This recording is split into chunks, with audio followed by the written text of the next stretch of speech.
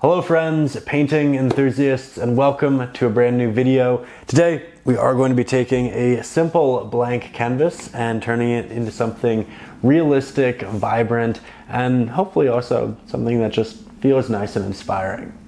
Moving along, we're not actually going to start by putting paint on the canvas. I'm going to head over to my drafting desk and start a bit of a sketch for just figuring out where all of my subjects are. I personally like to boot up Photoshop, apply a grid, do a sketch in reference to that. However, if you don't love the drawing process in general, you just want to jump right into the painting, you can download the traceable up over on my Patreon, where you can also get the ad-free version of this video. Also, trying something new up there where I upload the real-time drawing process of the traceable. So if you want to see it all come together, that's now an option. I'll link to that in the video description. You know where to go. That said, once we have our sketch complete, we are going to select our brushes, pick our pigments, and from there, we can jump into the painting process. Yet again, we'll grab our 1-inch flat-headed brush, and we'll also make the brush just a little bit damp to help keep our paint wet longer, and it'll also help with the blending process. So we're going to start in the background here today, and I'll do so with a lot of my Naples yellow red, a little bit of my cadmium orange, and titanium white. The titanium white's going to desaturate it, but it's also really going to thicken our pigment. And I'm going to paint this around the logs in the fire, but I'm going to paint it over everything else. That includes our clouds, our actual fire, and that's okay. We can always go back and resketch it.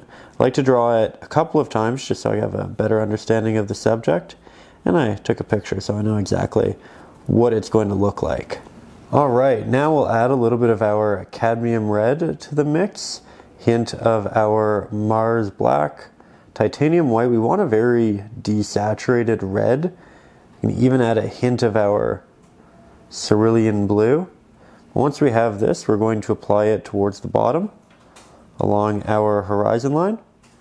And you can see that I'm not really having them touch dramatically until I have all of our reddish purple applied at the base.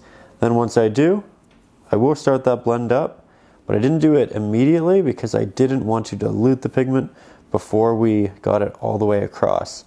And here, by going back and forth, you can see we get a really nice, smooth, clean blend. If you're getting it streaky, just apply less pressure, and it should turn out a lot better. From there, we'll double down on that nice orange mix on the top. Just make sure it's good and thick. Double down on the blend, make sure that's also nice and soft. Then we can start heading up in the canvas and grab some of our cerulean blue. A lot of titanium white. We want this to be extremely desaturated. We don't want it to look blue, we want it to look more like a cool gray. We'll grab some Mars black, but not a lot, because we are at the bottom of our sky where we'll have a lot of light, and we'll make it more blue as we work our way up. But we'll start this right across the top, avoiding the logs in our fire, but putting it right on that line. Now we'll go in for a blend. I'm going to start it on the left-hand side, and then I'll work my way over to the right. You can see that I'm applying this over both of our pigments. We'll do a soft blend down into the orange. We'll blend it back up into the cerulean. Soft blend down to the orange, then back up into the cerulean. And now we have something that's getting quite a nice mix of values in here. Mix up a lot more of our blue. Make sure that it's nice and gray. I'll make this a bit darker, a bit more blue. I'll apply it on the very top, as you can see. This large flathead brush makes it really easy to work a lot of pigment on the canvas quickly. Then we'll make it brighter, more titanium white. We'll apply that right under. Make sure we have a good blend. And then we'll continue that into our last application. We'll continue bringing it downwards. You can see how it's muting a lot of the orange. And we're going to go back and forth between these colors a couple of times till we get exactly what we want. But by continuously going over it, we keep the paint wet so we can continue to add on the gradient. Now I'll head back in with our orange, predominantly on the right-hand side, and I'll let it dissipate as I get over to the left. I want it more prominent over here. You can see we can start blending it down, but this is fully dry at this point, so I'll probably leave that for a little bit. I'll make my mix a bit brighter as we blend into the gray. Adding more titanium white will help that blend, just like so. And we'll bring that back up. You can see how we're getting a much more complex color through going back and forth. We're getting these slight hints of green, but nothing too dramatic. It's still a warm sky. And I love that. That looks beautiful. Let's make sure we like the purple, the reddish purple at the bottom. Cad red, Mars black, titanium white, hint of our cerulean blue. Make sure it's nice and damp brush. I think we can actually desaturate it a bit more. More titanium white, more Mars black. I think we ended up desaturating the top a lot, and I love the way it looks, so I want to do that to the base of the sky as well. I'm going to put it on both sides before blending it into the orange. I'm going to make the brush nice and damp. Might grab a little bit more of our orange, and then we'll just make that happen. Oh, beautiful. Nice and easy. Complex skies don't have to be tricky. If you're willing to go back in and do a couple of layers. Break it down into simple steps. Just like that, we have a great sky. Alright, so we've got a great base in our sky there. Now I'm going to let it dry, resketch in where the clouds are, and from there we can start adding some detail, really bringing this to life. So now from there we'll grab our larger flat-headed brush, again make sure it's nice and damp. We'll double down on mixing the red that we have here, but this time we'll make it a little bit brighter and a little bit more gray. So you can see the original mix on the side. We can use that as a reference, and I always like to keep a little bit of past mixes on my palette for that specific reason. But here you can see that we have something that's definitely brighter, which I wanted, but I do want it to be more gray. So more Mars black, more titanium white. We don't always go with the first color we mix. We work until we get exactly what we want, and then we're going to switch our brush for something new. Now here I have my liner brush. This is great for rendering really sharp detail, and we're definitely going to need it for clouds. Now I am going to make sure that brush is nice and damp, and then I'll go in and I'll start by, for the most part, tapping in where my clouds are going to be. And I like to go in with a little bit of a tap because it'll give us more motion, texture, and volume in the clouds than what we would have had if we just went in for a pure straight line. And we do want it to be unique, we want it to be interesting, we want there to be little openings, and the taps also create those occasional openings, which can be really, really lovely in the end. It also creates the semi-transparent look in areas where it's not too thick. We don't always want it to be opaque, especially around the edges. The edges of clouds are often a little bit less opaque because they have more light wrapping around them. They're also just more thin than the center of clouds. So I'll go over the centers of the larger areas more than once, where I'll probably only do the edges just once. But here you can see I'm working in these details. It's a lot of line work pushing the eye towards the center of the canvas. A lot of little leading lines. And I am changing this a little bit from my drawing in the reference photo. I am a big believer in artistic liberty. Sometimes we change images for the sake of making images stronger. but it was a really, really nice reference photo, so I don't feel like I have to change much at all. Actually, speaking of the reference photo, I was given this photo by one of my really, really good friends, Mike. One of those people, you know, when you see him, A, you're gonna smile, B, you're gonna hear some really fun stories, and C, you always feel like you're in really good company. He's also somebody who's always going out and doing different things, big activity lover, so I feel like I always see him taking nice, very authentic shots like this. It feels like it's real life despite the fact that it's so beautiful and scenic. It's a real talent to have as a photographer. Not just capturing an image in a beautiful way, but also making it feel real, and therefore being able to render nostalgia and emotion in the viewer. Not making it look like a commercial, but something you've lived before and you really loved experiencing. Again, big thank you to Mike for this photo. Really love it. And I love how these clouds break apart as we move out here. You can see that it's a lot of dots that move this way, and then they amalgamate on the left-hand side into lines, some of which extended and protruding, while others are, again, just the idea of clouds and dots. Love that. I'll just do a little one out here, like so. Have a couple breaking out from these edges. Every time there's a little point, I like to do some of these dots.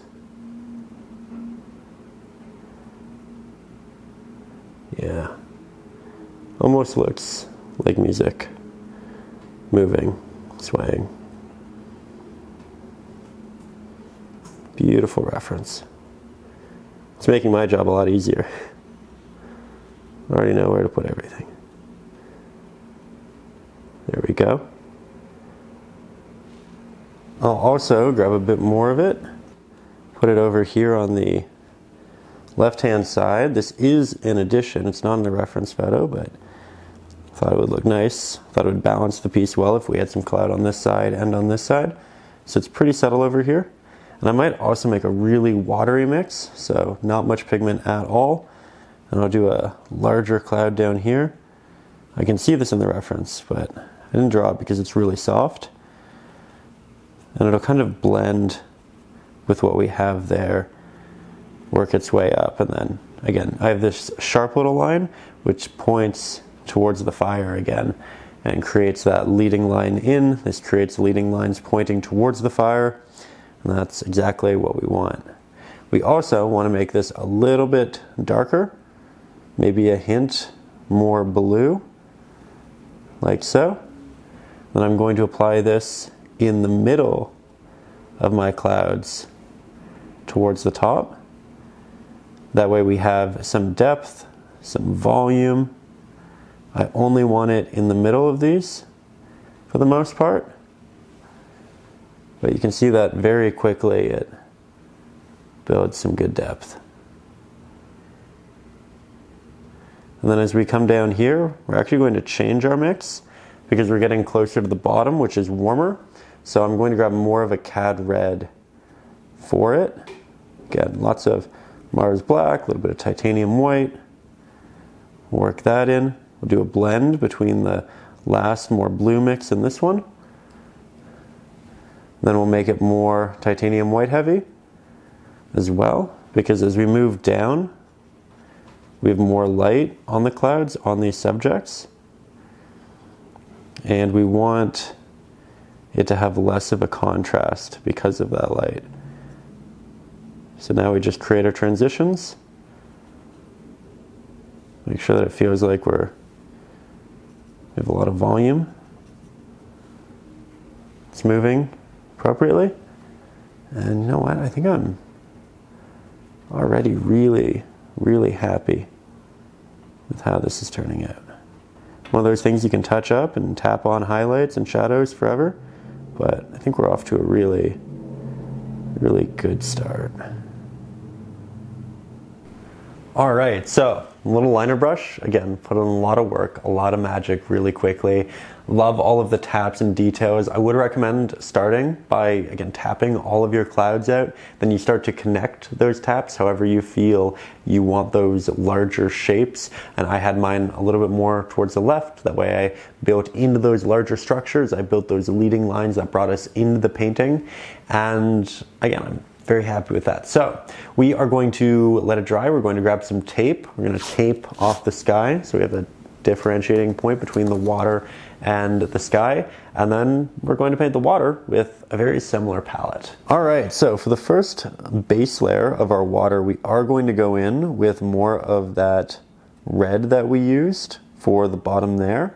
And you can even see part of that sky bleeding down into the water. That's fantastic for us because now we can use that as a reference and make sure that the color that we have here is close. So as you can see, we're just making it nice and gray. We can make it slightly more gray, slightly darker than that which we have here because it is our base layer, and we'll build our highlights and everything else on top of it. As you can see, I think that actually worked really well into that past application. So we'll just cover this up. I'm going to go until we meet these logs right here. We'll cut along the edge of the water, apply more pressure with our brush to widen our bristles and get good coverage across the entirety of that space.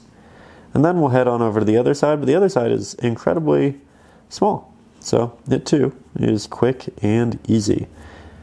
You can also see how the tape is keeping the sky nice and safe.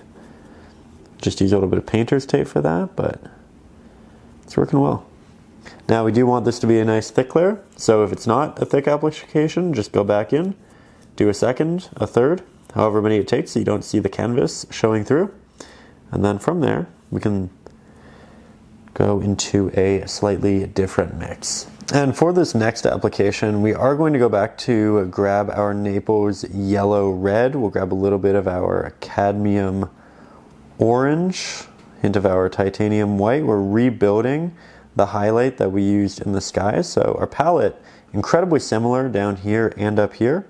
Then we're going to take this and we're going to apply it not at the very top, but right under. And we'll do a slight blend. And then I'll bring that forward. And then we'll also bring it back. But I do want the very top to be a little bit darker than what we have 1/3 of a centimeter downwards. I want it to be brighter here. We'll also grab a lot more of that cadmium orange. We want this to be quite a bit more saturated. Right now it's blending in with all of the purple. I say purple, it's actually more of a desaturated red. It just optically looks like a purple. We'll bring this forward. We'll start bringing it back just a little bit. Just like so.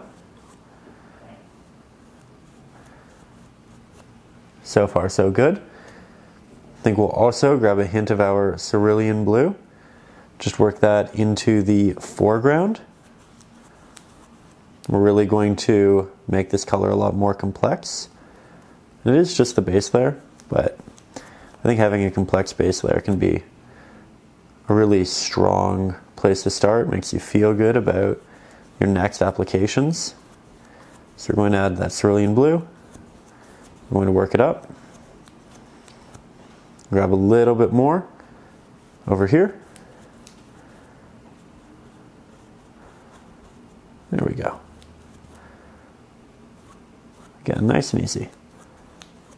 All right, now we're going to take our liner brush, that nice highlight that we have, and we're going to start working little horizontal lines into the area where it is most bright and orange.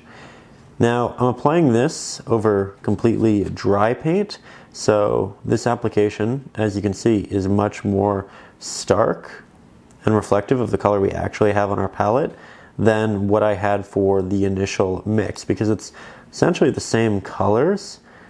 This is just what it looks like wet into dry rather than wet into wet. And I think both of them work really, really well together. So what I'm doing, as you can see, is I take my pigment, I work it in this line while it's nice and opaque, do these short little strokes, and then as I start to run out of pigment, and my brush just gets more water heavy than pigment heavy, I start to move downwards, and we get this secondary, essentially line of lines, which is less opaque, less dramatic, and it'll act as a really nice transitional color into the highlights that we have down here. But we are starting at the top with our more prominent pigments, as you can see. And then we work our way around. I'll also go back to the top with that more watery mix. Try to keep my hand out of the way. Apologies if it occasionally is there. It's one of those things where I try to be mindful and I try to make sure that it's working, but at the same time, sometimes it's difficult to focus on where the camera is and painting at the same time.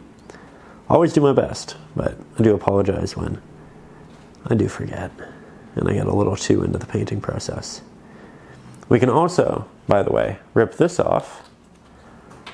We get some great painting ASMR for you. Are you ready? Beautiful. That already looks so pretty. From a distance, you can really see this slightly darker line at the top. And we're going to work hard to keep that because I do feel like it creates a great separation. It's not dramatic, but it stops everything from blending into itself. And we're just going to be mindful. I'm going to continue bringing this color downwards. We'll continue bringing it upwards. There's a lot of freedom in these applications, and this is part of the painting process that just gets really fun and cathartic because you're doing similar things over and over again to the point where it does become pretty automatic, but you don't ever get bored because you can jump down here, you can apply these. You're doing a lot of different things that all just feel natural and good. You develop these systems, and a lot of them become subconscious quickly.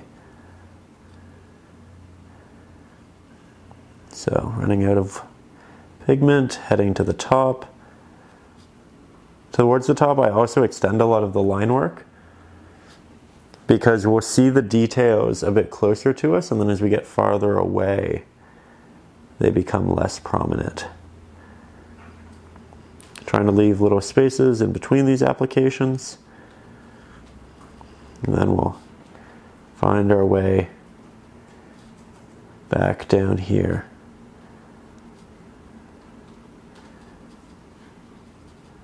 There we go.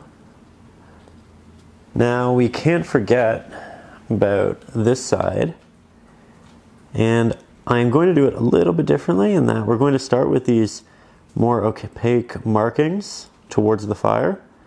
We'll also do a little bit in between here. We'll cover all of this up with fire, but just in case you want a little bit of an opening, I am going to paint these in between.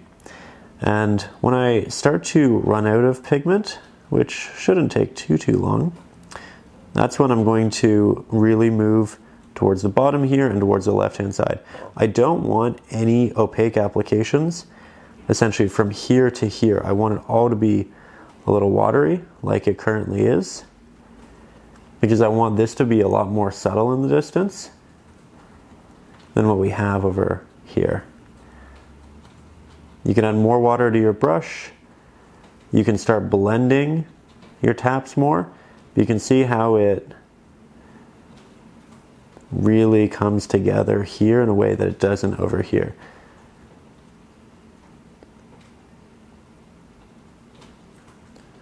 There we go. Just one a little bit. All right, so from there, we're actually going to grab a little bit of our cerulean blue, titanium white, Mars black. We'll remix a similar color to what we had in the sky, because again, we're trying to make these two nice and cohesive with each other, but I want just a hint of this color. So we'll grab our Naples yellow red, and we'll just continuously apply this until we get a unique bluish, almost green. It's really pretty. And this will be perfect for underneath what we have there. I'm going to start with a very desaturated, very rather non-opaque mix. So I'm adding a lot of water to it with my liner brush. And then I'm going to head underneath, start more of those little taps, as you can see. As we get into the foreground, we can drag them a little bit farther because we start getting into visible movements in water and waves. It's not just the trickle in the background. So you can see these are a bit more dramatic. And then as we move towards this, we go back to the little taps, and there's a gradual transition from this tap and drag effect to this much more elongated effect. So they just get longer and longer as we move towards the bottom of the water. And now it looks like we have this beautiful warm reflection from here, and then this is reflected down here. And we have a couple other techniques we can add in to further create that idea. But for now, this is a great start. Some really beautiful colors working together.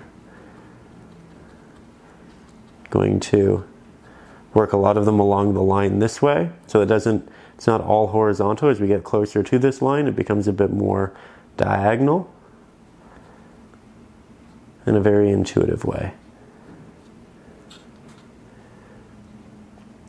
Okay, good start. Really good start. Double down on our favorite areas. Do some extra taps onto the lines in the foreground. That'll give us some texture and form.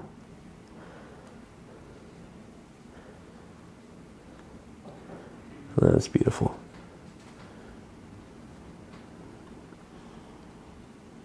There we go.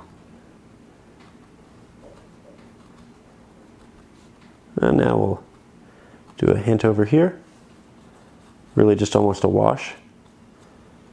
But so far so good. Now, utilizing that same brush, we're going to work a little bit of the orange markings. Again, the opaque one's up here, but the less than opaque ones in between the first layers of our blue. So you can see it's orange, blue, back and forth. And you get this really nice kind of dance of color. I don't want to bring it too far into the foreground, but I don't want it to be a hard stop of orange-blue. I want there to be this transitionary space where both exist and lead into one another. It's a little detail. It's one of those things that's not really going to be noticed by many people, but I think it makes the painting a lot stronger as a whole. And it's one of those things where you look at a painting and you say, oh, I love that painting. I don't really know why it stands out, why it's different, why it's not just another sunset or reflection, but it's little things like this that subconsciously make pieces like this that special. There we go, just hints, just hints. Now what we're going to do is we'll interject a little bit of titanium white into that bluish mix we have, a little bit more of our Naples. We're just brightening it up, moving farther away from the Mars black in the mix.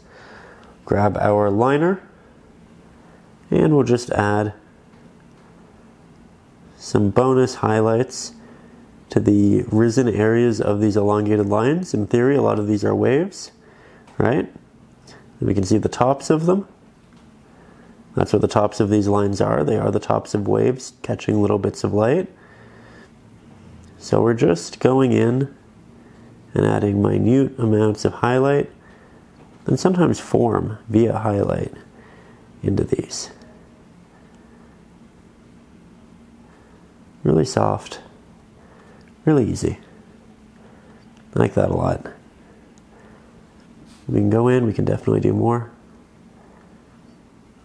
You have to be careful it doesn't get too bright or too showy, because we do want the eye for the most part up here, but we can always do a glaze to bring it back down. And here I'm just doing some little taps to show that there are occasional little sparkles. That we have areas that rise up and catch light and splashes. Typically a tap is great for a splash, especially when you have all these lines. So that looks great. Now, switch back on over to our larger flathead. Going to make sure my brush is nice and clean because we don't want the blue on it. We'll grab our Cad orange, our Naples, make the brightest, most saturated orange we have in the water yet. Back to the liner brush. And now we'll add some highlights amongst our previous applications. You can see that that's more saturated. You can go with a brighter version too if you want. The idea here, the goal here is just to heighten that reflection. I like to go over pre-existing highlights. They will be brighter because every time you apply a highlight to a highlight, it is brighter than the last, even if it's the same pigment, because now we're applying a bright pigment over a bright pigment rather than a bright pigment over a dark pigment. Bright pigment over a dark pigment probably leads to a less bright pigment, typically, than what you have on your palette, because acrylics are semi-transparent. We're working with water. You can see that darker value underneath your bright value, so you get an optical mix. But when you apply a highlight over a highlight, you can see a highlight underneath. So you don't have it being darkened by a darker base. And that means layers like this stand out more, even when the mix isn't dramatically different, because you just have highlight underneath. It's often why layering is so important with acrylics, especially in highlights. Your first highlight typically won't be the pigment you have on your palette, but your second or third application of that same mix will be. You just have to be resilient until you get there. That said, it's looking really pretty, especially that in comparison to that. You can see a real difference. I'll add just a hint over here, but we'll quickly have that dissipate in the background. There we go. All right, now I'll take a step back, and I think at this point I want to unify a lot of these colors. I've fully let it all dry, and that's important because the next step is a wash. It's going to be a unifying wash. It's going to add some warmth, and it's going to take the saturation down in the blues. It's going to make it a little bit less contrast heavy, which will save the foreground for where we can really have that. But this is going to be extremely easy. I'm going to grab a little bit of my Naples yellow, red. I'm going to move it over here. As you can see, I'm going to make it extremely watery, just grabbing water, mixing it in. It's like a watercolor at this point. And then I'm going to start in the middle where we have all the orange initially. Going to work it up, covering that top line, but just a little bit. And I'll also work it down now, covering everything else. And as you can see, it's just less dramatic as a whole. We have some built up water on the sides here. I'm going to try to take that off. But I really like that. I think we can also very softly go over this cloud towards the top. Bring those two together a little bit. And at this point, I think that's a really beautiful, soft background for what we want in the foreground, because we want the clouds to look good, we want the water to look good, but what we really want to stand out, look fantastic in this is the fire and the sand. And that's what we're doing next. This is really the background. It's meant to complement this in color, in movement. I think it does that. So we can go back and we can add saturation or detail to this later, but for now, I think this looks great and we're going to move on to this area. Now, this area will start with an evolving background. We want to layer the foundation for this before we add any detail, and that means just very soft gradient. In the back, we're going to have it less contrast heavy, so here I want it to be not so dark, probably akin to what we have as our darks through there, but then when we get to the foreground, right under here, we want a lot of contrast. So we're going to start by grabbing some of our Naples, a little bit of our Cad orange. We want to make this nice and dark, so Mars black. We want to make it a little bit gray, titanium white. We can add some red because we are connecting it to the purples of the water. We can add a little bit of our cerulean blue. At this point we have almost every color. Well, we do have every color in this mix. And then we'll brighten it up so that it's not a lot darker than what we have here. I'll go in with a little test. I'll work that to the edge. And you know what? Already, I think we have a really good backing color for our sand here. So I'll work that down into the foreground. I'll work it around some of our logs that we have in here. Just like so. And then we'll grab it and we'll apply it right across this edge. Good base.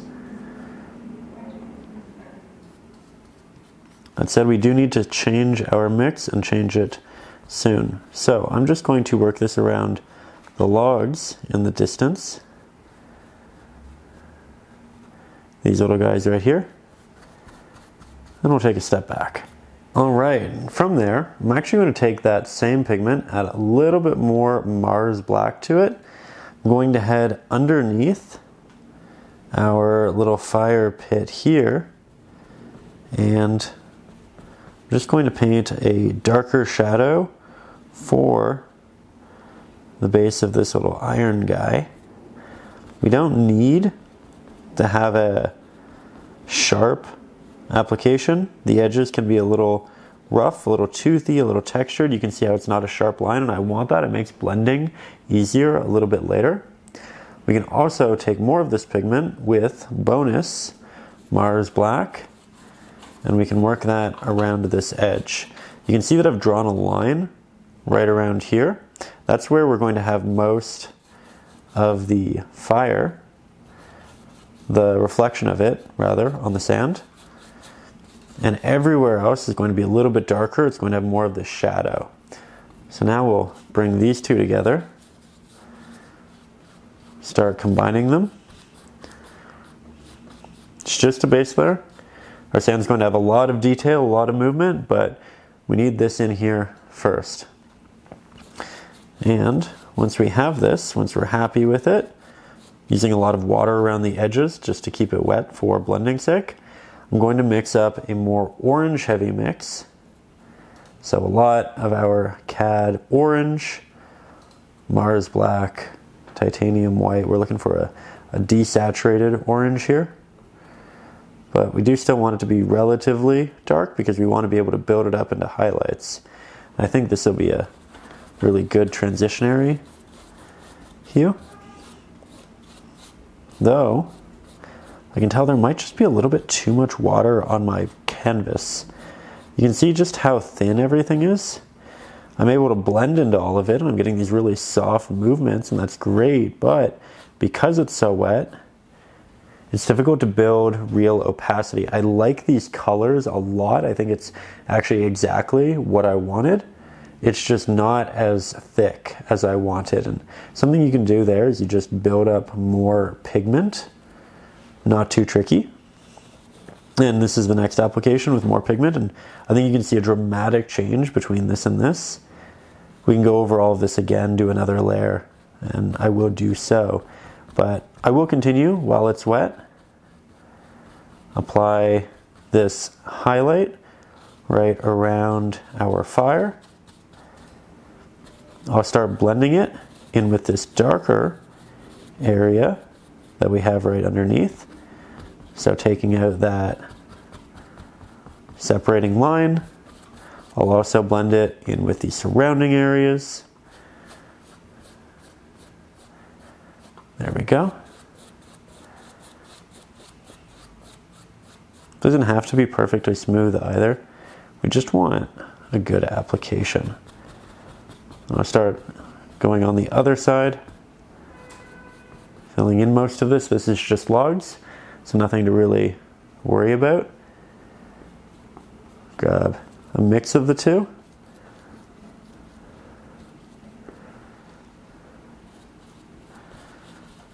And put them together here.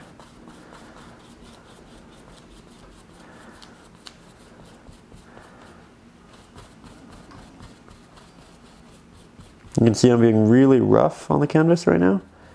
That's because I know I'm going to cover it all up again with another layer, but it's good to build these bases, test your colors, make sure that you like what you're working towards. All right, so things have pretty much dried, and that means I can go back in with more of those similar mixes and get something a bit more opaque. Sometimes if you do have pigment that is just a little bit too wet, while it's great for blending and working and reworking, it can be difficult to layer.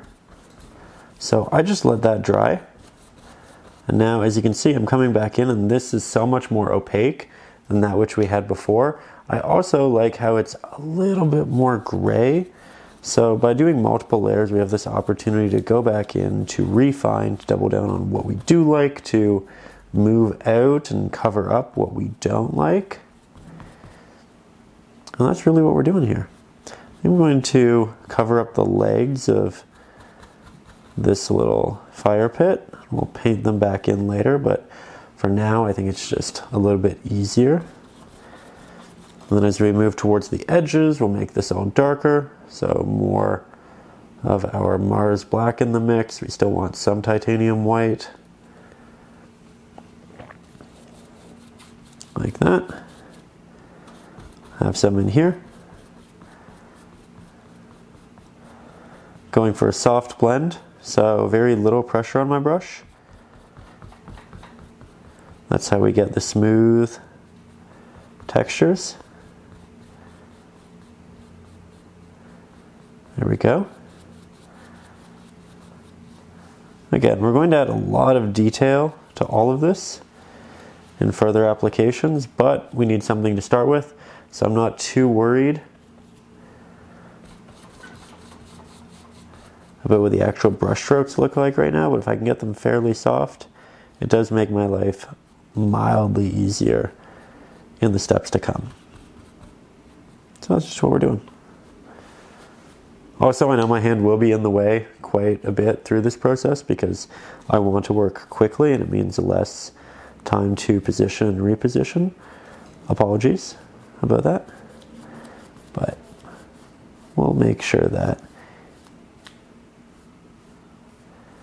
I do move here and there, so you do get to see all of it, different points. Okay, now we'll go darker again. So we get towards the farther edges. And we're just progressively moving away from that cad orange, titanium white, Mars black mix in the middle to more of a Mars black, little bit of cad orange, a little bit of titanium white on the corners.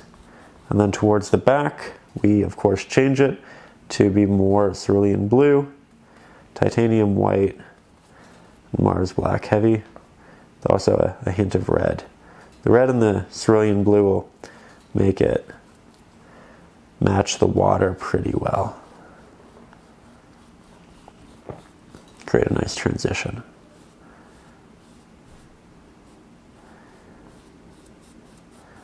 There we go.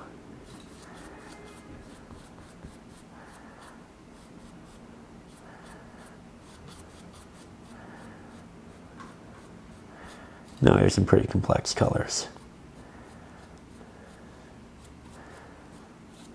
Add a hint of that blue into the corner here, just make it a bit cooler. It'll accentuate the orange. Maybe add a hint of it into the middle here.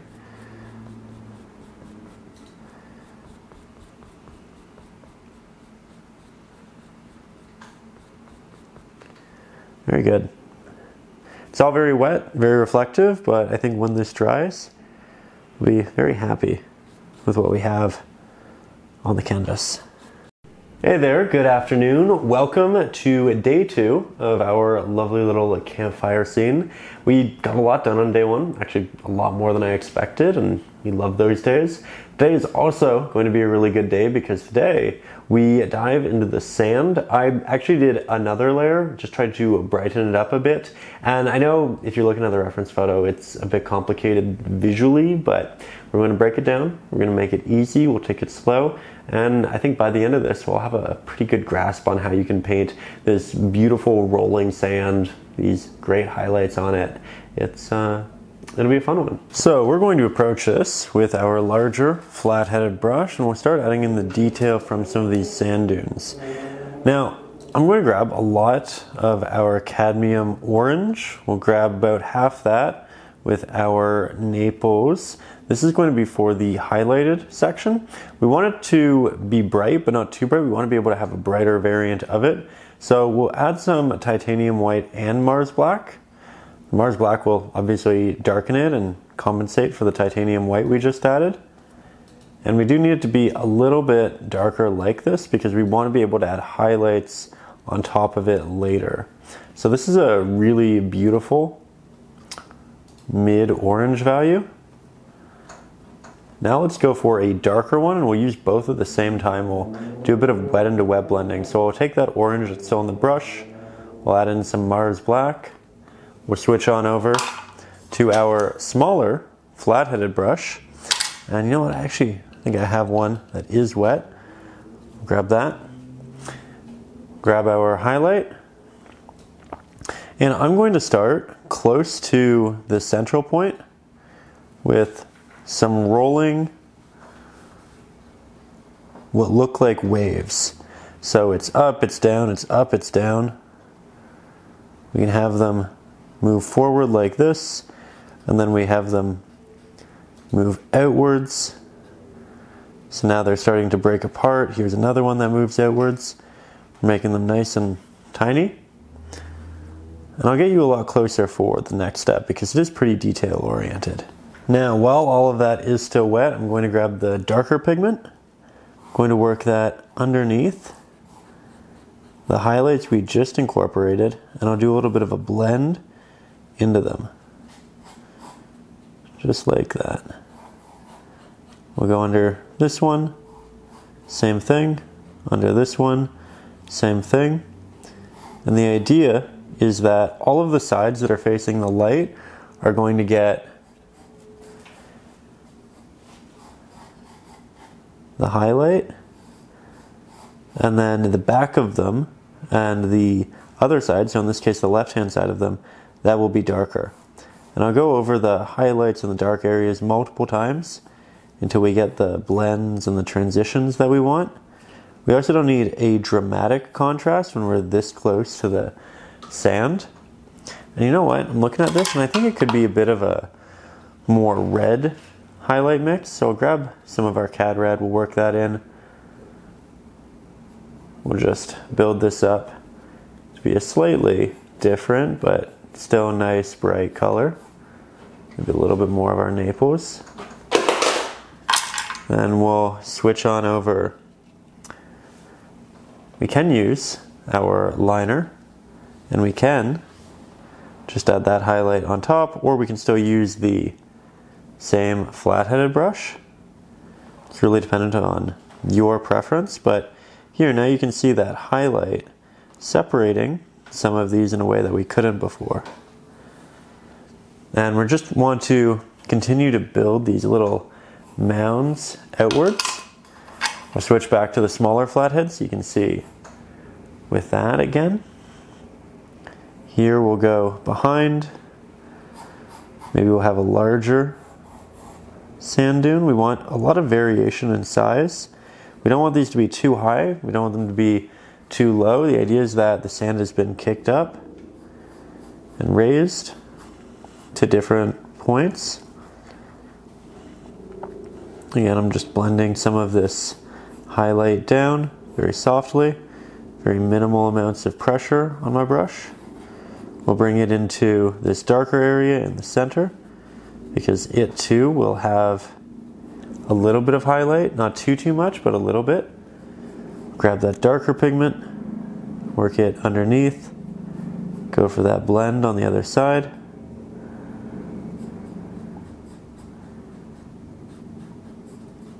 Just like so.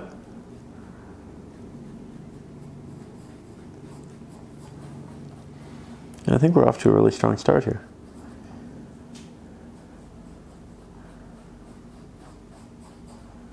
It's one of those things where it's going to look like an abstract shape for a while, but the more we paint, the more it'll look the way we actually want it to, the more it'll look like a real subject. You just kind of have to be patient. I'm essentially putting in a foundation right now, but we will get there. Go back to more of that highlight. Here I'm going to do a bit of a bigger one. Then we can grab that darker pigment, put it right under it. Take off some of that pigment. Do a blend between the two. Like that. Looks pretty. Some of this has started to dry, the different highlights, so I'll have to reapply those before we go in and we reapply the shadow, but that's not difficult. We know where it needs to be. There we go.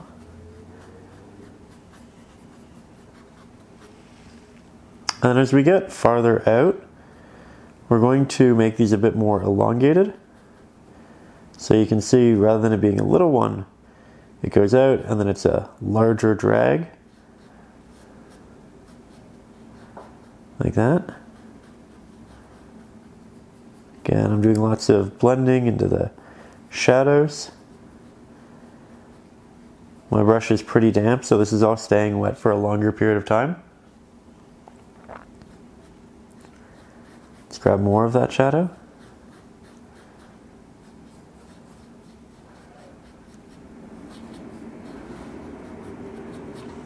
Okay. Now it's important that we take a step back just to make sure that it's all progressing in the way that we want. When you're up close, you see all the details and the brush strokes, and that's enough to, I think, make a lot of us happy. All of the transitions and the gradients, but it's when you take that step back is that you see how it actually all amalgamates together, and if we really like the forms, the contrasts, we just get a lot more information. So I'm going to apply just a little bit more of this highlight, and then together we will take that step back and we'll make sure that it's going how we want to.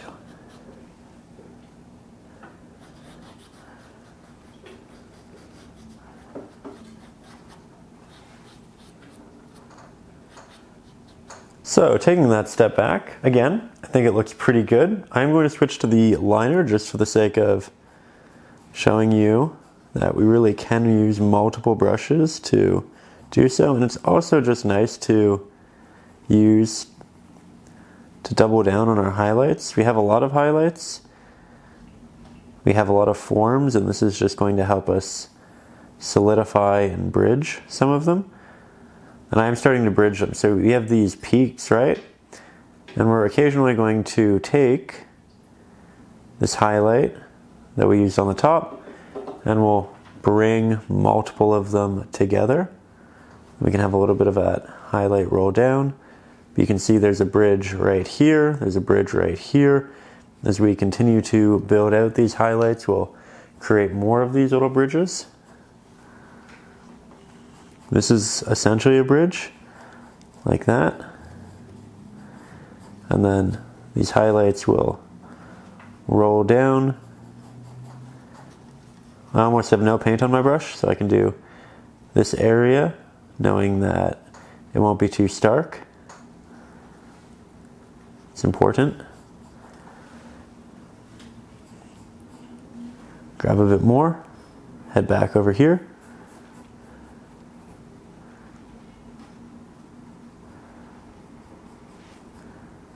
There we go. Already looks like sand. We have a long way to go, but so far I'm pretty happy. Let's grab a bit more.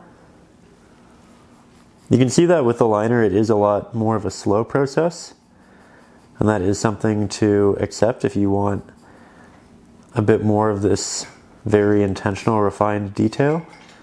But if you want to kind of put the general movements in quickly, you can do so with the larger, or the smaller flat-headed brush. It's larger in relation to the liner, but it is still the smaller of the flat-headed brushes. And again, if you want to work with exactly the same brush as I am, you don't want to question the stiffnesses of the bristle or the size or any of that, you can pick up my brush set. There's a link to it in the video description. I use it for all of these acrylic lessons on the channel, and takes the questioning out of it. You know you're using exactly what I am. Okay, so I like our general movements for the most part. Let's start expanding. We'll do more of these over here on the left-hand side, and this is where things change a little bit. Our highlights are now going to be more bold on the right-hand side of them, and the left-hand side is going to have the shadow. So we'll grab a little bit of that shadow, we'll put it on the left-hand side, we'll put it on the left-hand side, we'll put it on the left-hand side, etc. Right under the fire, it'll be directly under.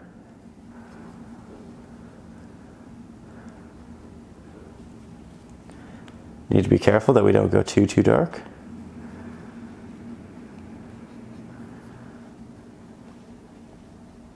There we go.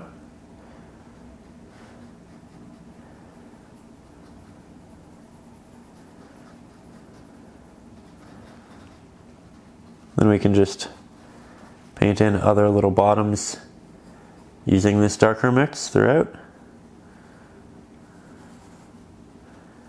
Lots of little separations.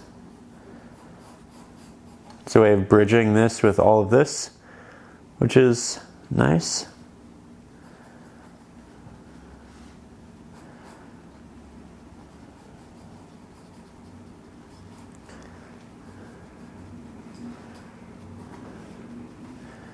There we go.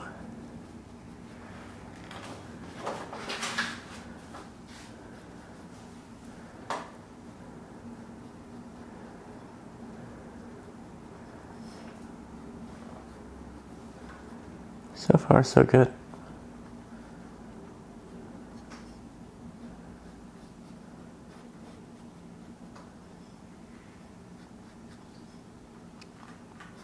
All right, and again, we need more of that pigment for this side. Trying to separate these as best I can. I think we'll combine this one, and then this one will combine through right there. So lots of bridging. I'm going to double down on some of these lines. And this is one of those subjects where you go to paint a new area and then you just double back on the same area you just painted because you want to make it a little bit thicker, a little bit more opaque, you want to refine it. There's a lot of refining when it comes to this. But again, because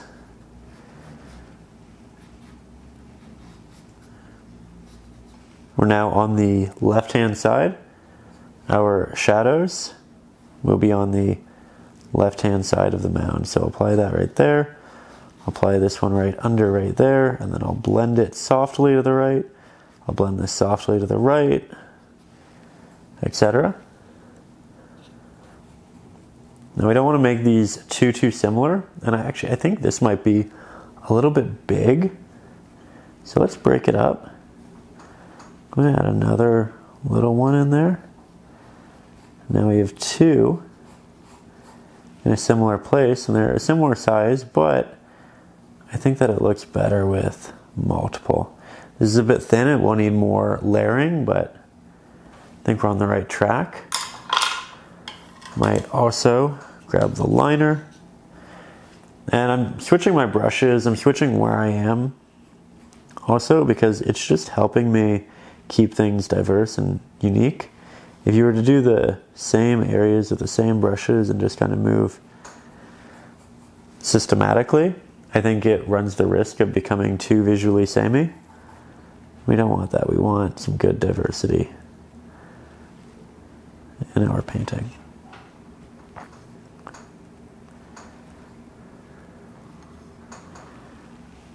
So now I'm just applying little highlights to the tops of mounds. The farther we get from the center, the easier it is, because at that point we are in darker backgrounds and spaces. So we just paint the highlight and we can see exactly where they are. So we'll have the primary highlight go down like that. We'll have this highlight work its way through there. We can have another one that maybe finds its way through there and then leads in.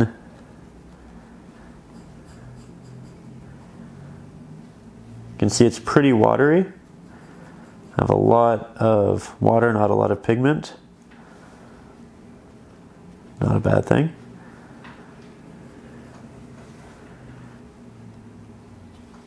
Double down on the lines that I like, and the ones that we don't, we can just kind of cover up with other pigments along the way.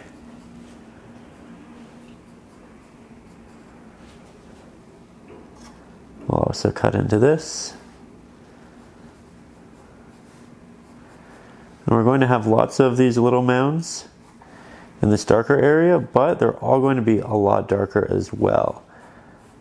We want there to be slight highlights on the tops, but we want it to also be much more minimal than anything else we have in its general area.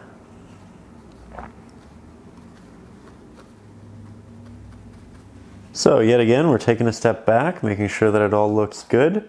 I do have freshly mixed pigment on my palette. I think it's a little bit brighter, unintentional, but I will use this as an excuse to heighten some of the highlights on my previously applied sand.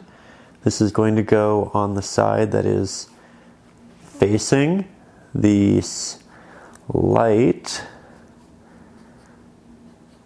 So for the most part, because we've done these on the right hand side, I'm applying it to the left hand side for the most part. General rule, not always going to be the case. Sometimes you have the connective tissue, like right there.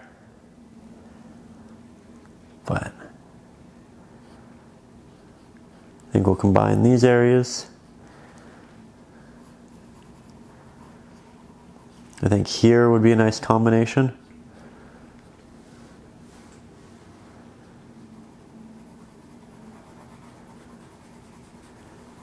There we go. Just a little addition, but I think it goes a long way. Now we'll head back onto this side.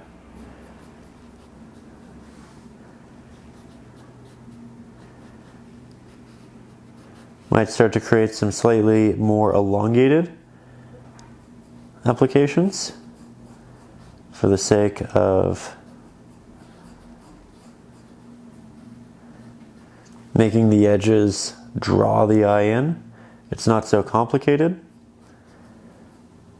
The eye typically takes breaks in complicated areas to digest them. So by making the edges less complicated than the middle, we ensure that the eye stays moving, and then it gets to the middle where we want it, and then it kind of stops because it is complicated. We'll grab some of that darker mix, apply it under, blend it over to the right hand side, but it predominantly lives darkest on the left.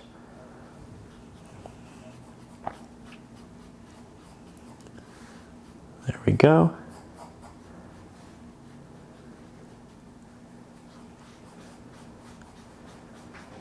Very good.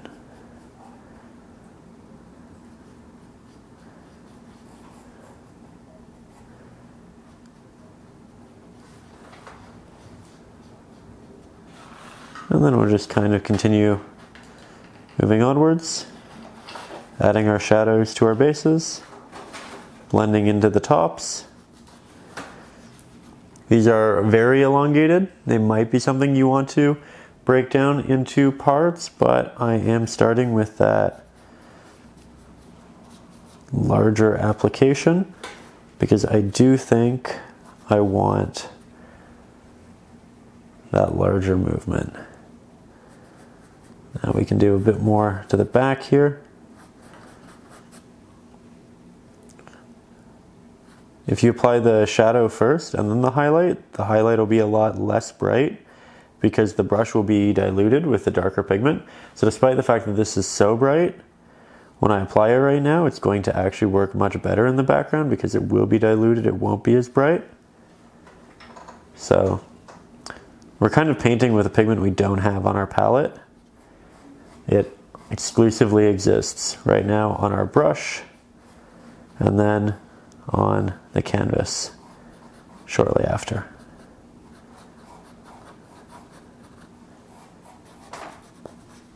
Really like this.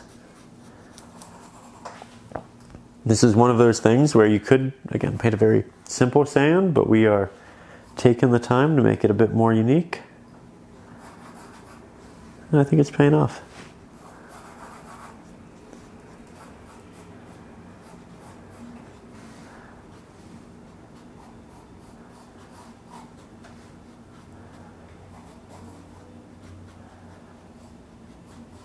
There we go.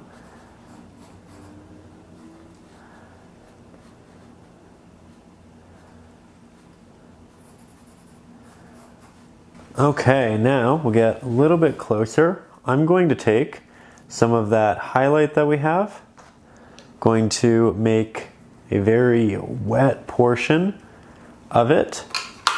Then we'll grab our fan brush. This is a stiff bristled fan brush, so you can see all of those bristles are nice and sharp. I'm going to grab a little bit of that pigment, and I'm just going to tap in some texture into the sand.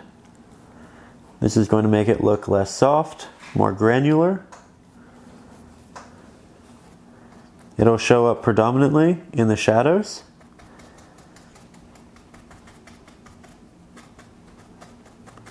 Going to try to get a lot of it on the top highlighted line and then work it downwards.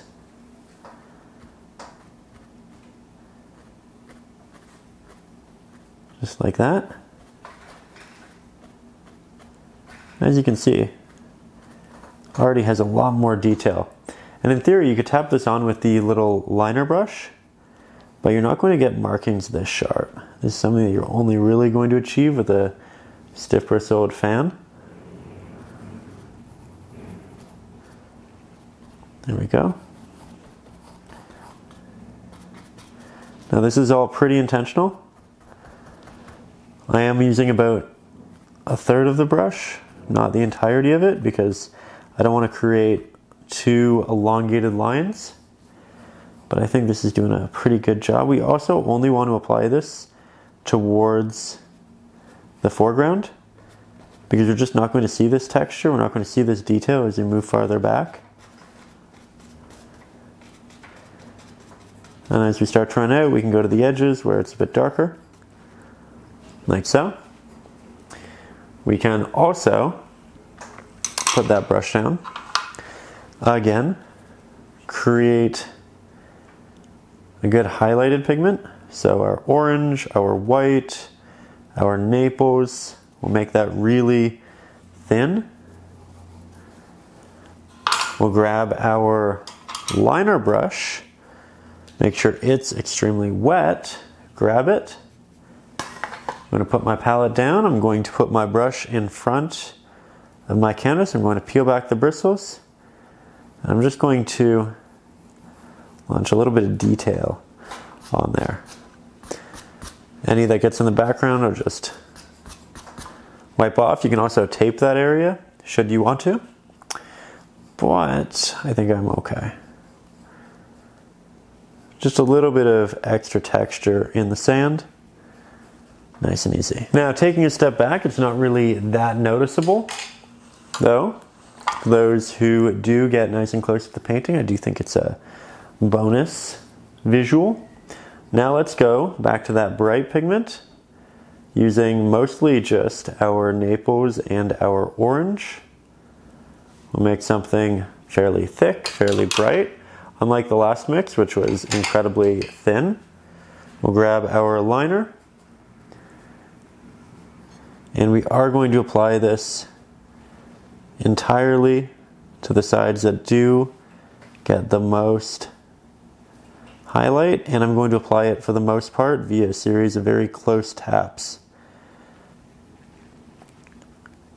I'm also only really doing so close to the fire. As we get farther away, I want this to dissipate, so I do areas out here when I start to run out.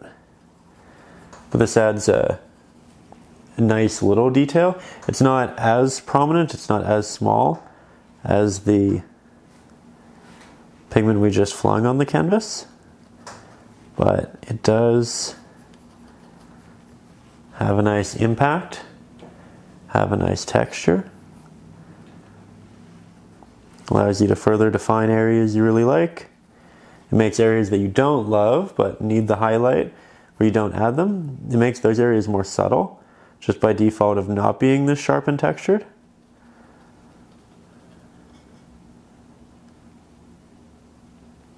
So this is a step that can do a lot for a painting.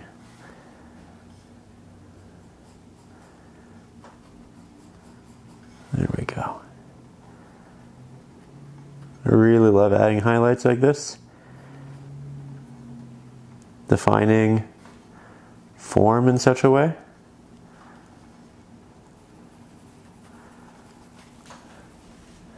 It's looking pretty pretty with that extra detail.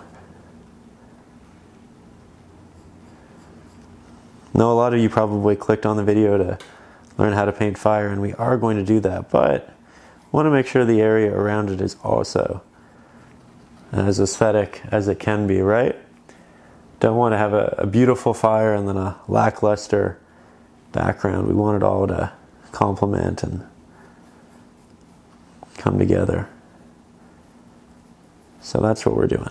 Putting in the extra time to make sure that each element is a special one, worthy of attention. And the main subject we are going to soon interject. And then, yet again, we are nice and close. We are building that highlight as dramatically as we can close to the fire.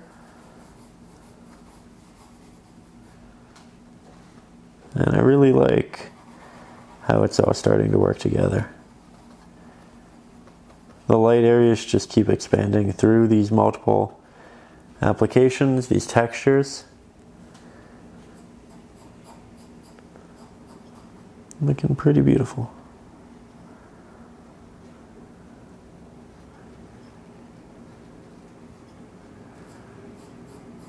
Good progression outwards from here in light.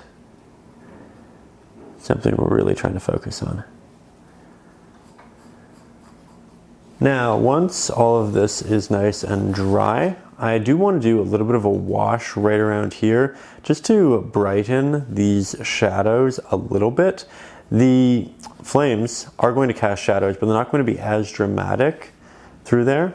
So we are just going to grab a little bit of our orange, a little bit of our Naples, a little bit of our titanium white. We're essentially recreating the color of the sand, just making it a lot brighter. Then we'll make our brush very wet to the point where it's like painting with watercolor. Also quite similar to when we splattered the paint on the canvas. I'm going to just take my brush, work that along the edge like so. As you can see, has a nice little glow to it, but that's a very hard edge. We don't want a hard edge like that, so we'll just blend that outwards, nice and soft. We'll blend it inwards, yet again, nice and soft. and make sure that it dissipates on all sides.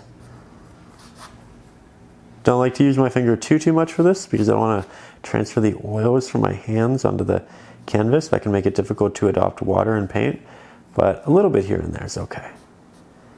I'll also add a little bit of this light to the backing as well. So just like that, we have some good sand. We have a nice glow. When this dries, you'll be able to see it a little bit better, and maybe if I rotate the canvas, you can see it a little bit better. But again, very happy with that. And I think while we can go and add more detail to this, while I do want to add more highlight to it, I want to take a break. I want to start on the fire, and then we can come back to this once we have our highlights in there. We have a better judge of what's going on. You know what? I said we were going to move on, but we are just going to grab a little bit more with that liner brush and just reaffirm some of the areas we really like. Just a hint more highlight. Not much, but enough that you can still see form. Sometimes when you add a really big glaze or really big wash, you can lose value to the point where you do lose form. I think we still have it for the most part, but I thought, you know, we can go in and we can just add a little bit more definition to our favorite areas. And that's it. Nothing dramatic.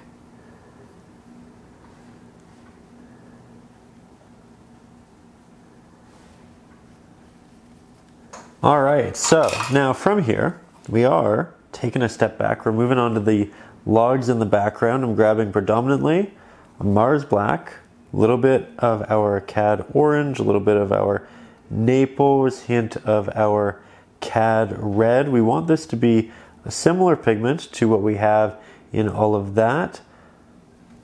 A little bit of our titanium white. And then we can go in either with this brush or our smaller, flat, I think I'll bounce between the two, and put in a nice dark base layer for our logs. Now, I have quite a bit of water on my brush, so these layers are initially going to be pretty transparent. You can really see that over the white of the canvas. However, we can just add multiple layers. We can build it up. I think having this nice sharp line is definitely worth the added time it will take to do the multiple layers. You can see I'm really trying to craft these intentional edges. Then we can go in and fill in the centers. We can also touch up sides and edges using the liner brush or the smaller flat. You don't have to do all of it perfectly right here, but I'm giving it my best shot. I'm just going to rotate, get a better angle. There we go. And we're going to have a lot of fire overlapping this. We're going to have other logs overlapping. We're going to have a lot of subjects in this space. So I'm not too concerned with the middle portions, but we do still want to try our best to understand and fill in these logs. Here we go. Heading down, trying to place them behind little mounds of sand. We have these ones in the distance out here. I drew it with Conte, so if I don't end up covering up all the edges, I'm okay with that. It's really easy to wipe off with a little bit of a wet brush later on once this is fully dried. But for now, I think we're doing a pretty good job.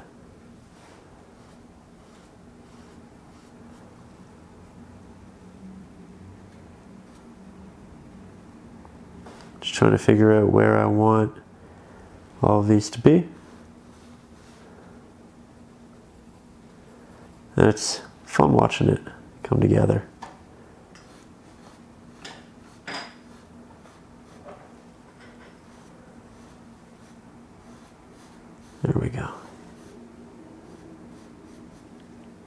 Any area that's still white canvas, in here towards the end we can just cover up with fire.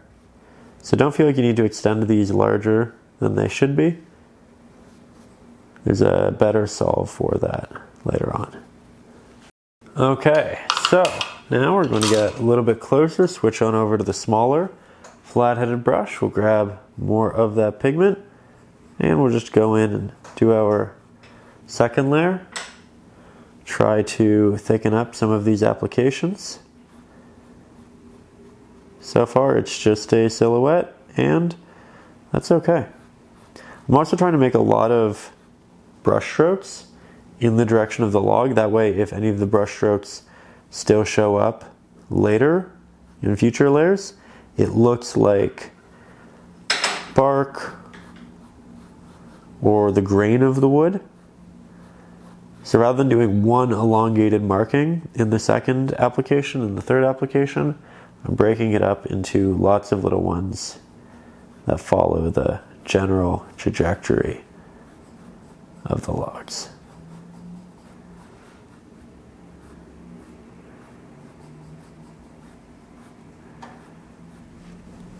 So, welcome to day 3. I think looking at the canvas, fresh perspective, I like the sand. Definitely want to do touch-ups to it. We'll build some additional volumes, add extra highlights, but I don't want to start working yellows into it before we do the fire because that's where they have to be really prominent and I don't want to make the ground too distracting.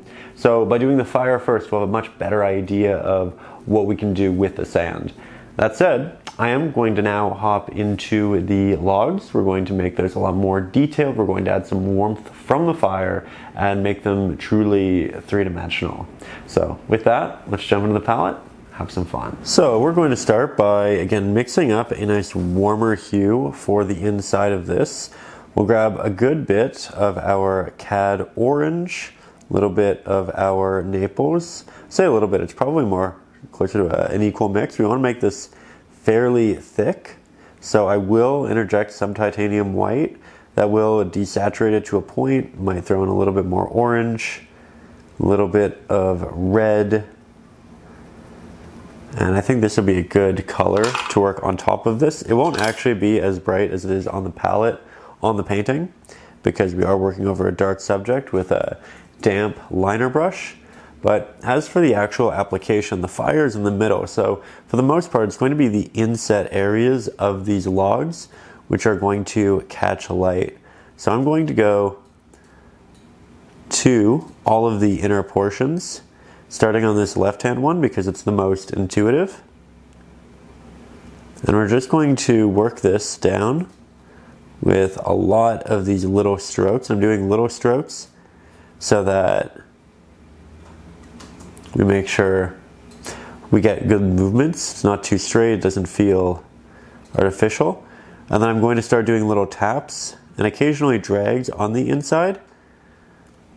So we start on the edge, we start working our way out, trying to create that bark texture, those areas that protrude and catch light, but also might have a little bit of fire on them, like that. It's a really easy initial process. It's pretty intuitive. And I'll get you closer for the second one that we do. Now let's do another intuitive one together next, and we'll go to the other side. So the fire's here, that means the left-hand side of this log is going to have that highlight. So we'll just start working this along the edge. You can see it's pretty watery. That's okay, that just means that we have more opportunity to really perfect it as we go. I think this log is going to overlap this one, so I'll make that happen here. And then lots of little taps with the occasional drag as you move this way in the log. And it'll eventually dissipate to the point where it's just water on the brush, and we don't even see it. So it's this very natural transition. Of course, while it's wet, you don't see a lot of the color. You just have that reflection, but as it dries, it will look a little bit more complete, a little bit warmer, a little bit more orange. So far so good. That said, we have a lot to do yet. So now let's work on this one. It's interesting because it's right in front of the fire, and with that, it's front lit, not side lit. So we're actually going to apply this on not one, but two sides of it. So here we're on the left-hand side. Now we'll move on over to the right. This is all incredibly thin. So we'll go back in, second layer. We'll start working that inwards, as you can see.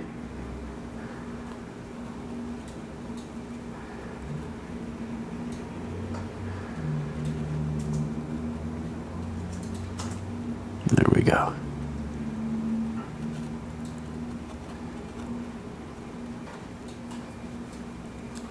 Now we have a couple of these which are a little bit less intuitive. For instance, this horizontal one. We're going to have the fire literally burning on top of it, so it's going to be on top, as you can see. However, it's not just that simple, because we also have coals and fire underneath it. So we also add a little bit to the bottom, but it's going to be less than what we have on the top. So I like to make the middle pretty dense, and then as we get towards the edges, I make it a little bit more scratchy. I skip areas, but it's this top area that's going to be pretty consistent all the way across. And we'll do lots of these little markings on the top. We'll have them move down slowly, like so. Then this one is intuitive. It's the right-hand side for the most part. We're actually going to lose a lot of this into the flame, but we're going to paint some of it just for the sake of having the option of keeping it or portions exposed. We also have this little log, and that's like this one, pretty much at the top. This one, it's on the left. For the most part, hint on the right. The closer they are to the center, the more they're going to have it on both sides, but they will have a dominant side. I'll also add a hint of that warmth on the left-hand side of this guy. And then this one's really interesting because in the reference photo, the top area is pretty engulfed in fire. It's this area that's just open. The back half is a little bit darker, so just this little line across the edge. So we're actually going to make this a bit more of a full application, where rather than doing just an edge or a side, I'm going to do the majority of the body of it. And then I'm going to leave this edge that's closest to us really dark.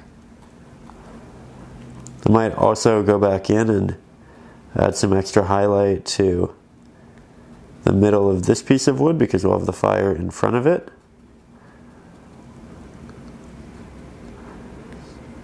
Like so.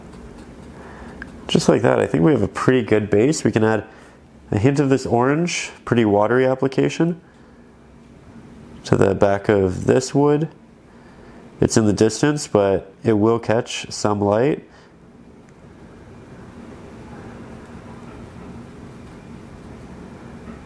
And we can also do a hint on the other side of this guy. But so far so good. Now I just wanted to show you that I am going to go back in and do a second layer here. Just touch up some of the areas that we do like, make them a bit thicker, especially towards the top.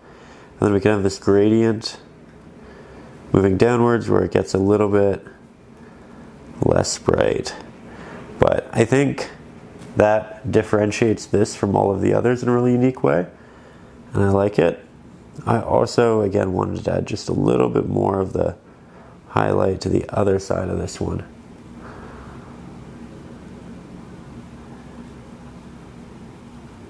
Not as prominent, so more water in this mix than in this mix. You can see how transparent that is versus that, which is quite opaque. We're using the same mix, the same color, but we're getting very different effects based off of how much water we use, how many taps we do, etc. There we go. Now, I think we'll work on this little area towards the bottom.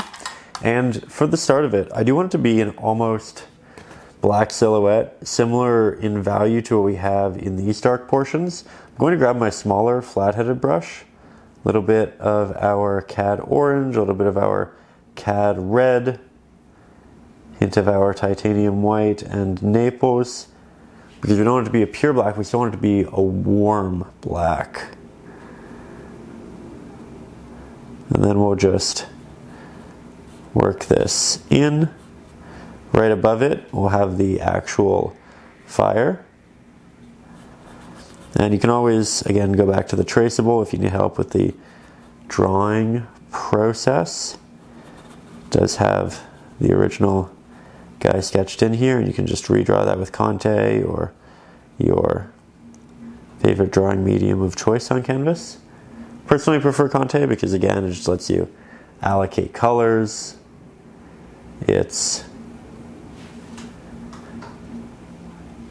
easy to take off if you don't like where it ends up.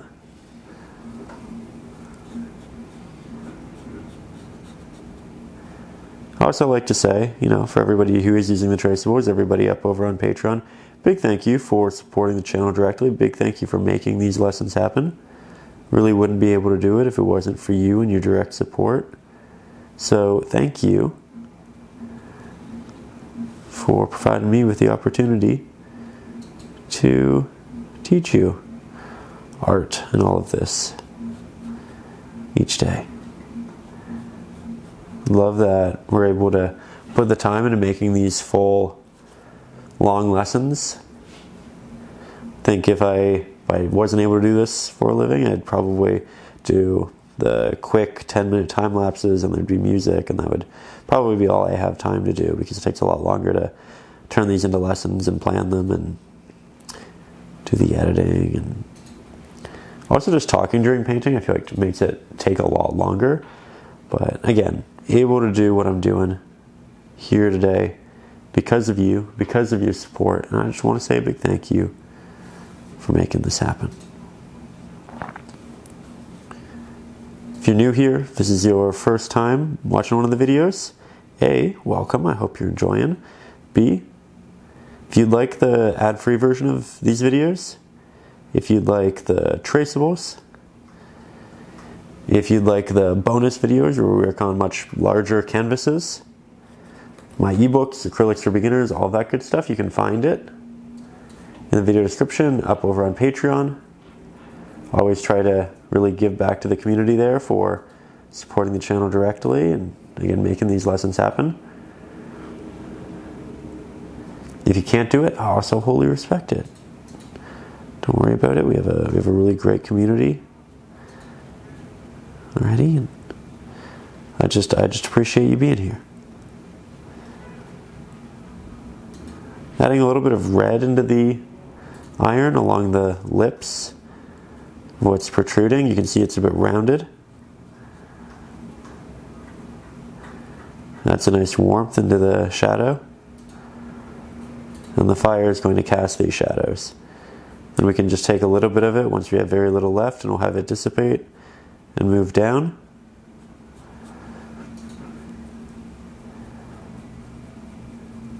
So it should get darker as we move farther down, brighter as we move towards the top, with these two slight, almost ring-like shapes. Might make the base a little bit darker again. If you end up covering up portions of the wood, that's okay. You can always go back in and repaint it, resketch it. Every time you do so, you'll be more acquainted with it. You'll probably do a better job. Painting will just get better and better.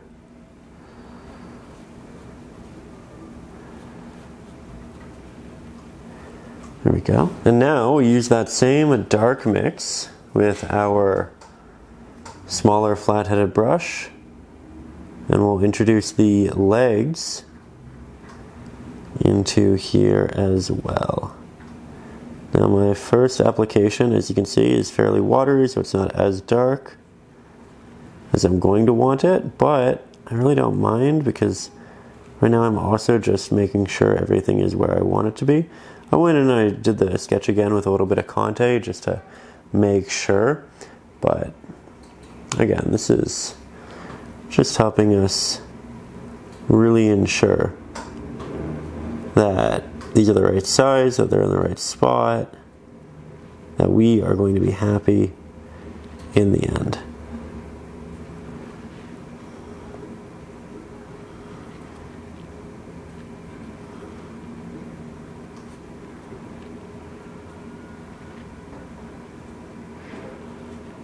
Very good.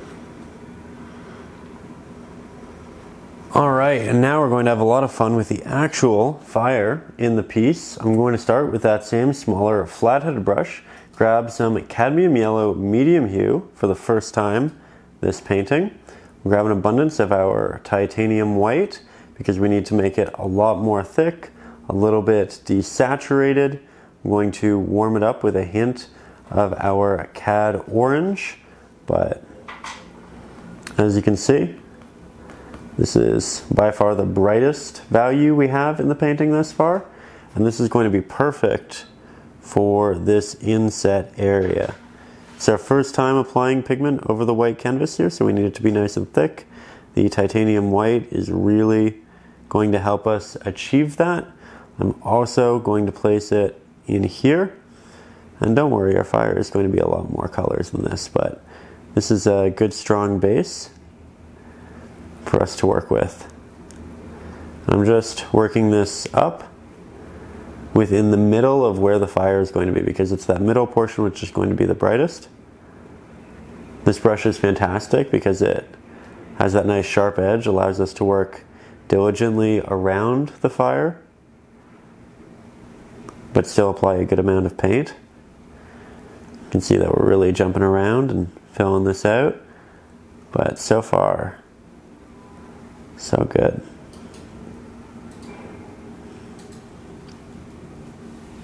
There we go.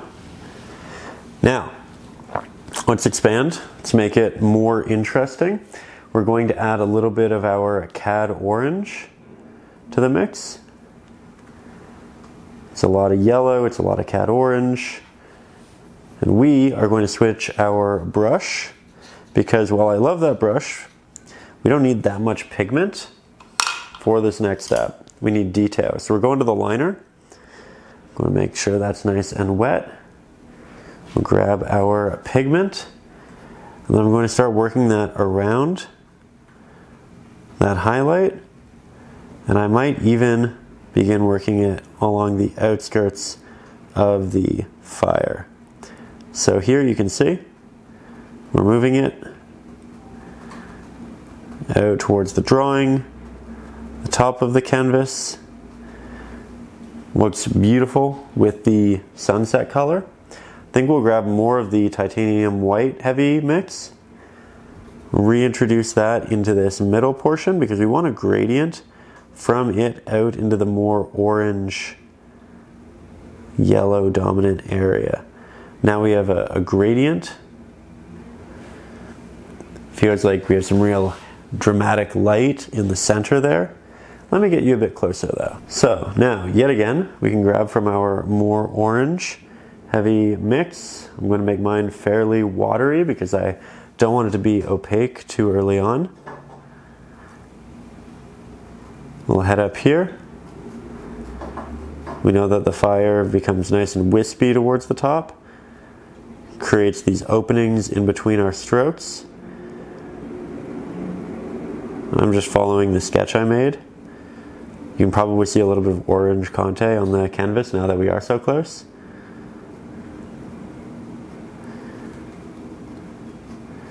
Then we'll bring that right down, make it nice and thick.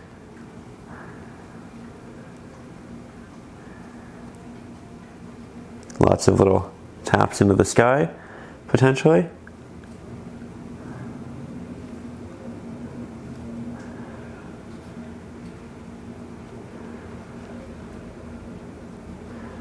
See that? Little taps coming off of pre-existing applications. Easy way of creating some good movement. I'm going to go back in, make sure it's nice and opaque. Then we're towards the area that has a lot of titanium white. So we'll re-interject that. Have it dissipate as we move out towards the edges.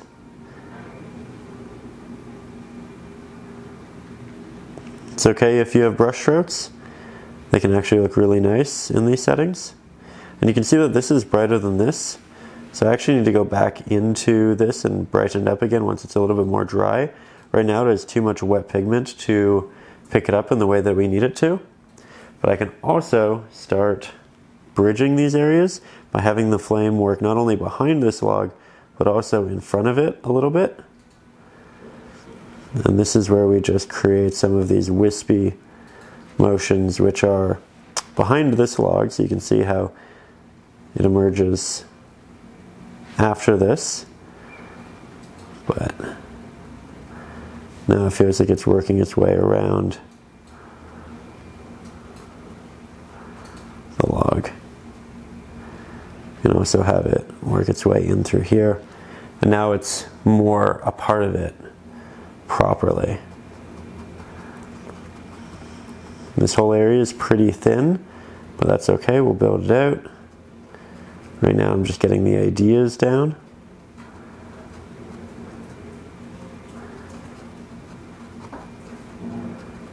There we go. So now we're going to grab a bit more of that real highlight. Because it's starting to dry, we'll rework it in around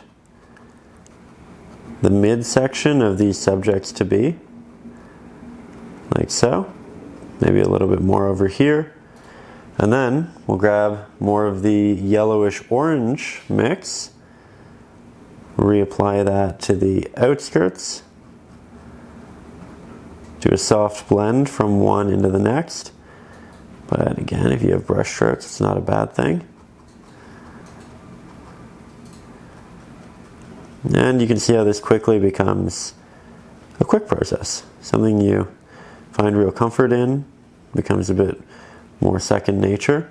Still doing it with a lot of thick inner layers and then really thin towards the outskirts. That way it's nice and opaque in the middle, but then the out area of the fire is a bit more wispy.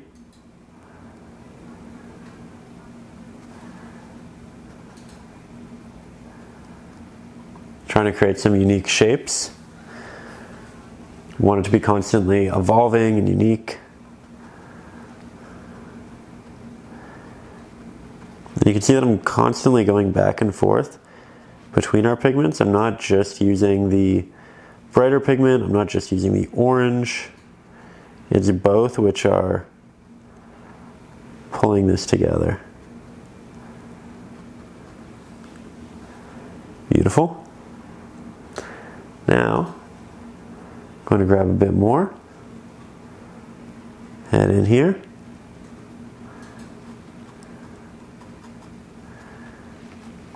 We can work some of this highlight onto the wood, as we have in the past.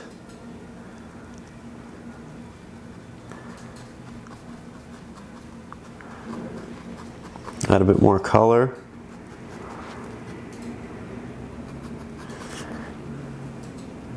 And then I think we'll start running this up onto the wood.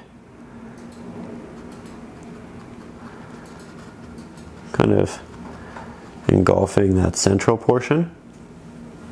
You can run it around this guy. It's big. There's a lot of negative space for that fire to overlap.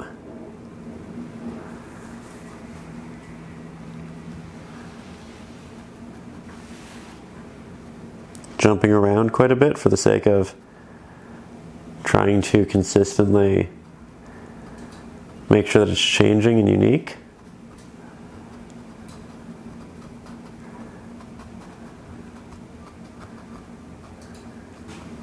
All right, right, now I think we'll just do a little bit more of that highlight.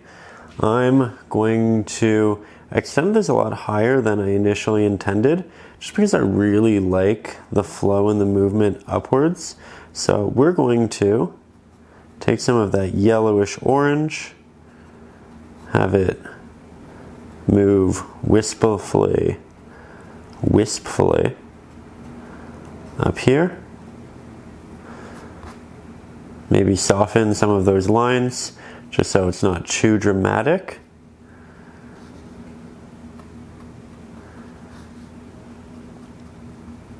I think these stand out really nicely against the brightness up top. And we kind of lose some of the oranges in the middle because of what we have there. So I'm trying to bring it up and out, trying to bring it down as well. And again, we'll grab more of the titanium white. We'll go into the centers of these pre-existing areas, make those more dramatic.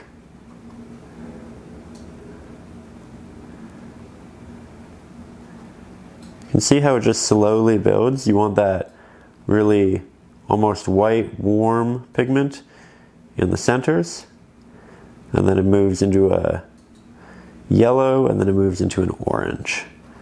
As long as it consistently progresses like that, I think you'll find yourself with a really nice flow to the painting.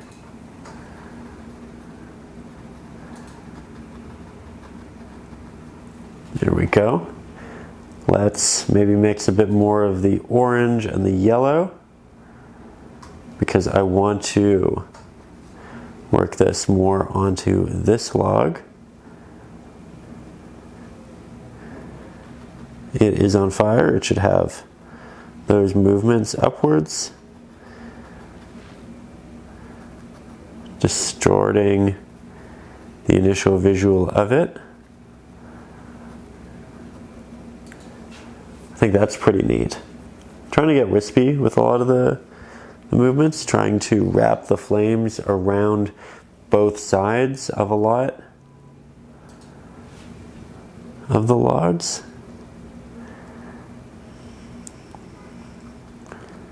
There we go. Maybe this is something we bring on in, and then maybe it connects to this inner portion as well.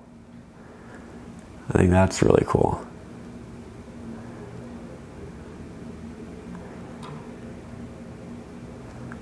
Here we go.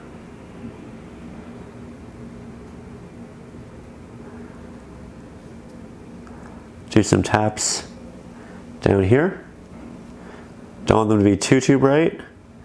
We want these ones to be a bit more subtle, so I'm incorporating more yellow and orange into this than the white. But I do still want it working its way through there.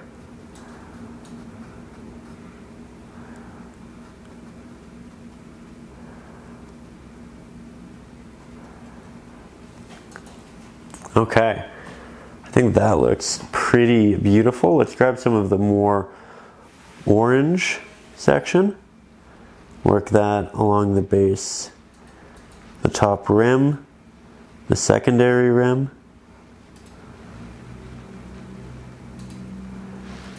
Like that addition as well. Now we'll grab more and we'll just add some of these sparks with a liner brush to just work their way up into the sky. I think these are the applications, little touches that typically make paintings of fire come alive. You want to be careful not to do too much, but typically when there's a top, a protruding area, that's a good indicator that you can have a little bit fly off into the light. And then we can do some out here. In a lot of cases, they're not just dots, they're these elongated markings. A little bit of a drag. but the dots do exist as well. And we'll put those predominantly close to the fire.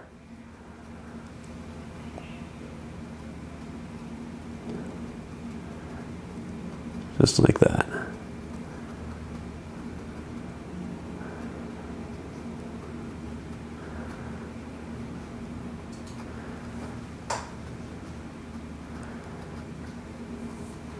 Looks like we have some wind that's taking it, pushing it that way. I like that a lot. So taking a step back, I really like how the fire is coming along. I do think we can definitely do some additions, maybe make the edges a bit more orange, add some extra sparks into the sky and create some real movement. But now that we have this, I think we can go back into the sand, which is something that I like, but I also feel is very unfinished.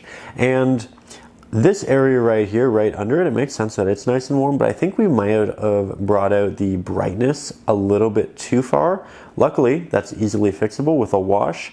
And if you look at this edge, this corner right here, these areas should be as dark as what we have in here because it's as close to us. And the closer you move to the foreground, the less atmospheric light you have, the more you get to see real contrast. So I'm going to do a really dark wash close to us, and then I'll have it progressively lessen. Now for this, we'll grab some of our Cad Orange, our Mars Black, more Mars Black than Cad Orange. We'll make it really, really wet. We'll place that in the bottom corners. You don't have to do this. If you feel like you really like the progression, then I'd recommend just keeping it as is, but if you're like me and you want it to be a little bit more dramatic, then this is how we do it. Now the variation, the difference between this and this is going to look very dramatic initially because when this pigment is wet, it does just innately look a lot more pigmented, a little bit darker. So you just need to kind of trust your eye and the gradient that it's natural progression. You can also do a little finger painting. It's the classic. I do it in pretty much every video. You know that. Grab some extra Mars Black. Now that this is wet, it'll adopt paint much better.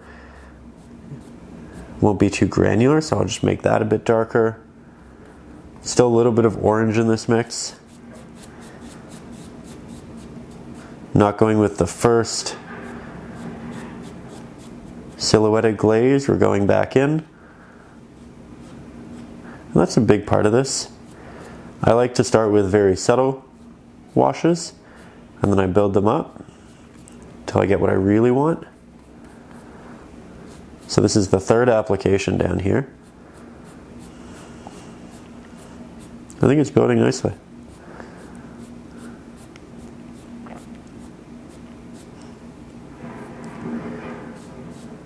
Just like so.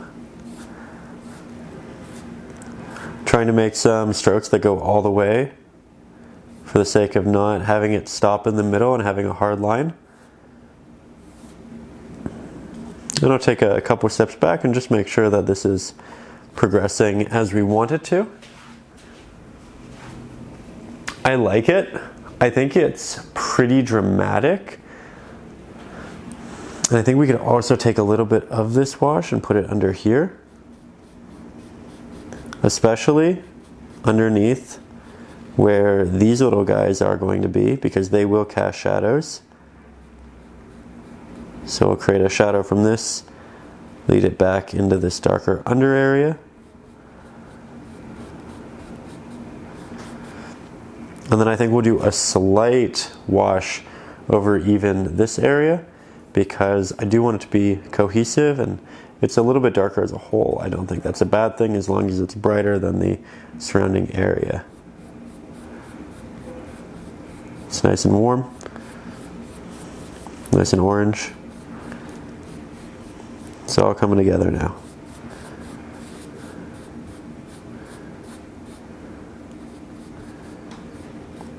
Now, at this point, I like the values better. I like how it brings the eye in. However, because it's so wet, I don't really know what it looks like. We need to give it 5-10 minutes. We'll let it dry properly, and then we can go back in and make whatever adjustments are necessary, but for now I think I'm pretty happy and we can continue working on it in just a second. So again, taking a step back, I do think that looks a lot better. We're going to now reintegrate a little bit of our highlight using our Cad orange, a little bit of our Cad yellow, titanium white. We'll reintegrate the saturation. Things are still just a hint wet, which means I'll be able to blend into it really easily. We'll be able to do a wet into wet blend. So I'll grab some of that pigment with a liner and I'll just apply this over a couple of the heightened areas which are closest to the center. Not doing too much. I'm going to take a step back, make sure I like it. I do. I think adding a hint of this yellow into that base is making this connect a lot better. It just feels more cohesive. Again, we don't need to do a lot of it. Bring a little bit of that highlight back. Very good.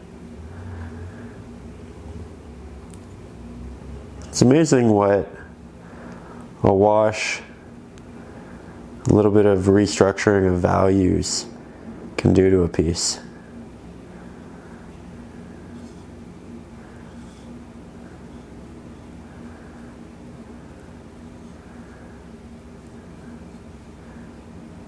And we don't want too much. We did darken it for a reason. We do want it to be darker as a whole. But I think this is much more cohesive with what we have up top. I think the fire feels a lot more balanced now.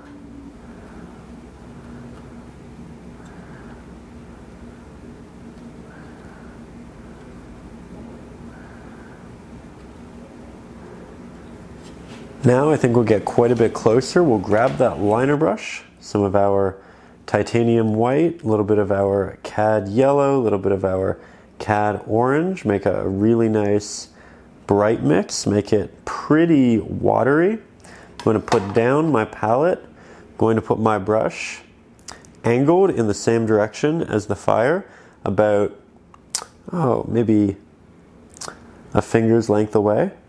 I'm going to peel back on my bristles, and I'm just going to add some sparks to the piece as a whole. They're nice and small, but you can make them bigger depending on how much water you add into the mix, how close you are. If we get really close, we can make it really directional. If we get really far, we can make it splatter on most of it. But this is a great way of creating a lot of bonus movement and light in the piece. And we can change our mix here and there. We'll go in for more of a yellow one. Again, lots of water. There we go. That's perfect. That's what we really wanted. Just filling the sky. I might wipe off a couple of them that are closer down here, just because we don't want too many in the bottom area. We want more towards the sky. And when we want to be directional with it, we get close to the sky, like that. Might be difficult to see occasionally on camera because a lot of them are tiny and subtle, but that's the point of this application. You get to make them tiny and subtle. There we go. Now I do think I will add a little bit of extra orange around the outskirts. So I'll grab the Cad orange, the Naples mix, a little bit of our titanium white, a little bit of our yellow. Get a desaturated orange, something relatively desaturated, and I'll just work that around a lot of our past applications. You can even make it really watery if you want to. And then you're not extending it, you're just painting it on top of the edges, giving it a little bit of another glaze, another wash But instead of making it darker like we did it here, we're making it more orange. There we go. By having the oranges down here and up into the fire, we create a piece that feels right, a piece that feels like everything's working together as it should be. Then again, more yellow towards the centers, and more titanium white towards the real center.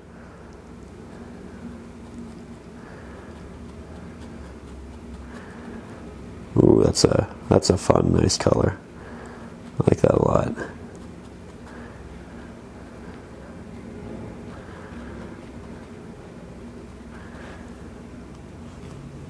Just one of those things you can continuously play with forever. Such a fun subject. It's the reason we paint it pretty much annually.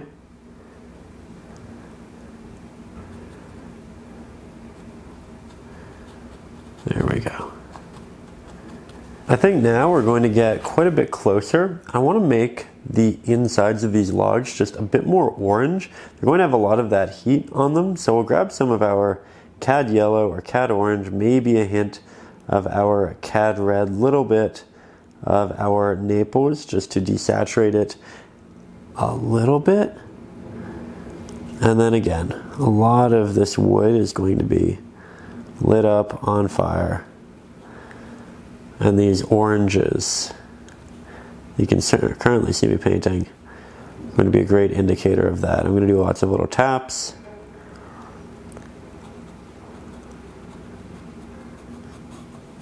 And I think this is going to draw it into the sand well, because we have some of these more intense oranges towards the sand. I think it's also going to draw the eye in towards this more, because the eye goes to the area with the most contrast, the most saturation, change in value. And this is getting a dramatic change in value between the oranges and the almost black underneath. So lots of little taps in there. If you do too many, you can re-separate it with almost a black. Not quite a black, but we used for the base layer.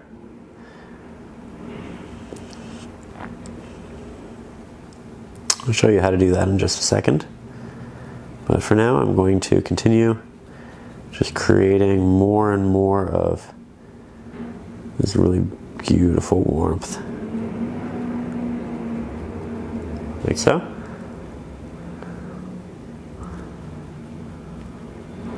The closer we are to the fire, the more we see it.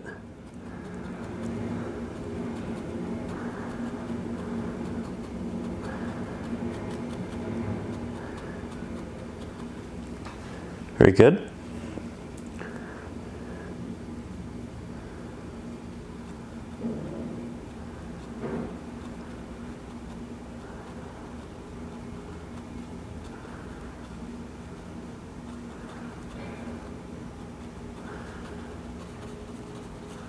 There we are. Now let's go back to Mars Black. Make sure this is nice and clean. I'm just going to break apart some of the oranges in little checkered shapes, because that's what the bark will look like as it burns and separates. Lots of little lines, so sometimes they're little squares, sometimes they're much more elongated, but in any case, you have a lot of movement through there.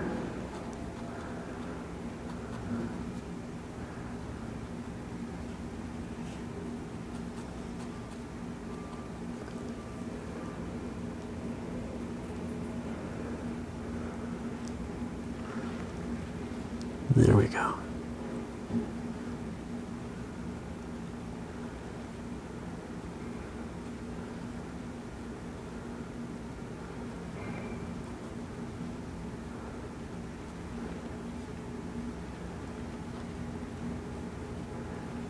I think this worked out really well.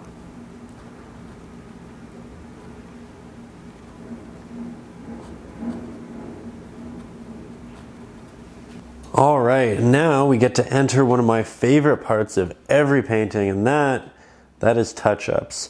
I was taking a step back and I liked all of the little taps in here, and you know what I thought? What if we did that a little bit less saturated, a little bit darker, but still with that orange? Because I think these areas that are really inside on the fire do need to be a bit warmer. So let's interject just almost a wash of that, and we'll have it dissipate as we move up towards this top area, because we just won't have as much light up there from it. I think this area will have quite a bit. And we're just creating more contrast within the painting. We have the really orange areas, we have the really dark, almost black areas. We'll have that dissipate as it comes down. Similar over here. Definitely feels warmer. So far, so good. Again, we don't want to do too much. We need enough that it's all believable, right? Maybe a bit down here. Still have that nice and dark. We have that dramatic contrast. There we go. And now I think I also want to create more of a contrast on this bottom area. So we'll grab some of our orange, yellow, titanium white, and we'll make sure that's nice and thick. This is one of those things I've done a couple of times in the lesson. We just kind of keep going back to it until we get exactly what we want out of these side highlights. And likely it's that layering that'll eventually get us where we want to be with it. I'll also take that orange, yellow, titanium white, again, make it nice and saturated. And I think I'll create some additional areas where sparks and everything are just flying up here. We're getting a much more dynamic movement. Trying to be pretty playful with it, but stay true to the general idea of it all coming up and flowing in this direction. Then we'll make more of a titanium white, yellow heavy mix. We start throwing that into the centers, blending it into the orange edges. We can always go back and make this even brighter if we want, or darker. But I do think it's working. I think it's working really well. Also, we are coming to the end of this. So again, I'd just like to say a big thank you to everybody who is here, everybody who's taken the time. Really appreciate you just being here and being a part of the community, keeping the traditional medium of acrylics alive. Working on these. I've been trying to do a lot of paintings as of late, and I hope you've been enjoying the weekly uploads. If you haven't already, make sure you do subscribe, because I do these weekly uploads now. And we have a lot of really fun lessons coming in the very near future. Also, again, big thank you to everybody up over on Patreon for making this happen. If you do want those ad-free videos, the link is in the description. If you do want the traceables, I also include a picture of all of the materials, so you get to see the paint brands and everything that I'm using.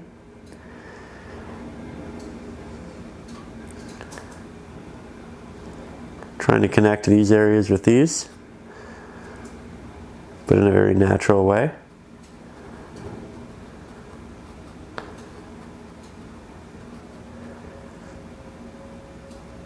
Ooh, I think I like that a lot.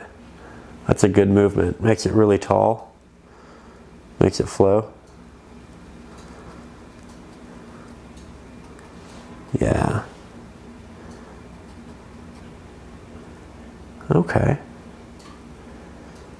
Such a rewarding portion of the painting process, where everything just starts coming together. You get to see the hard work finalize, materialize in so many different ways. And now I'm expanding. I typically like to make all these applications pretty small initially, and then we expand as we go, because it's a lot easier to make them bigger than it is than make them smaller. And this little brush is so good at just maneuvering these areas. Speaking of this little brush, you can find the link to my brush set in the video description should you want to work with the exact same ones. I'll also add all of the just general colors and all that to the description, so it's worth a little read down below.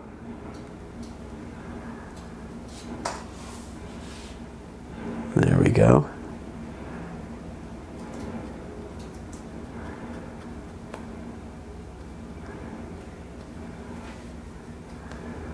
Ooh, I like that. You can see how I'm trying to maneuver a lot of the highlights this way.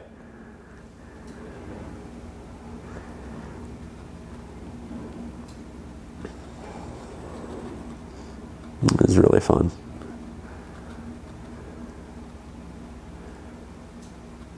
Have the fire wrap its way around this log. I think that adds some good dimension. Might even tap in some individual little sparks. We did a lot with the spray effect, but on top of that, you probably want some intentional directional ones. And with that, we can just use the liner to tap these in.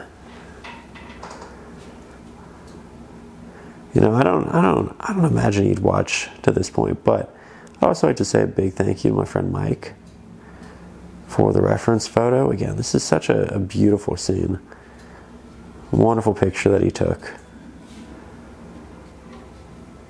And I really, really love the image. So a big thank you to Mike for making this happen. It's just lovely.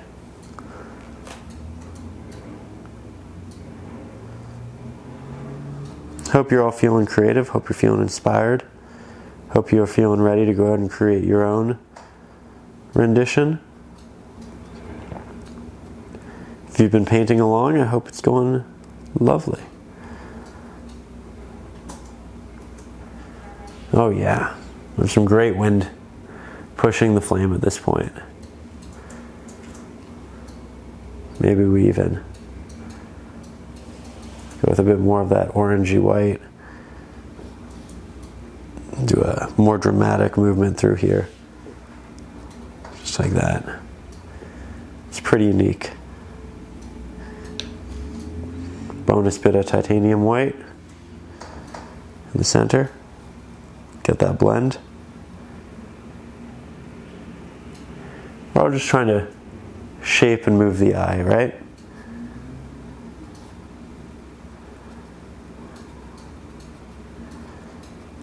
Ooh, love that.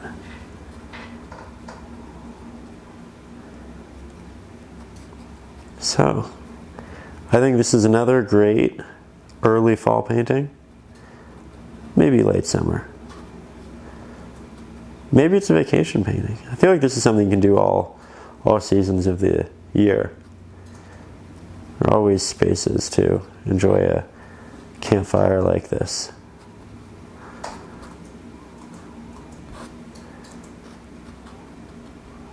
Oh, that's fun.